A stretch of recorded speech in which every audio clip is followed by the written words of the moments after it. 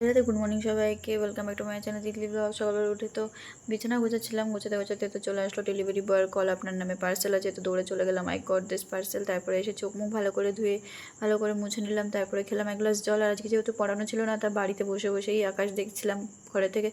তারপরে একটু মা আর আমি চা খেলাম, তারপরে একটু ম্যাগি খেলাম। আর এই ব্যক্তি দেখাচ্ছে, ওনাকে আমার বাবা এইভাবে দেখাচ্ছে। আমি তারপরে একটু তালের শ্বাসের শরবত করেছিলাম, সেটা খেলাম আমি আর মা।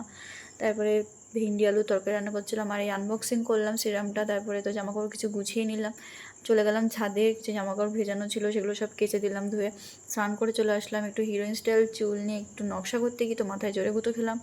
তারপরে তো এদিকে মামার্থ ক্রিমটা অ্যাপ্লাই করার পর সিরামটা আমি অ্যাপ্লাই করছি ফেসে। জানি না কী হতে চলেছে। এতে তো 10% নায়াসিনামাইড আছে, দেন তো খুব ভালো, তাড়াতাড়ি অ্যাবসর্ব হয়ে যায় স্কিনে। আর জিঙ্ক আছে, প্লাস ডে অর নাইট তুমি ইউজ করতে পারো। তো করলাম, তারপরে খেলাম ভাত, সয়াবিনের তরকারি আর ভেন্ডি, তারপরে একটু পেঁপে খেলাম। তারপর আজকে আকাশটা দেখো। তো আজকের মতন টাটা।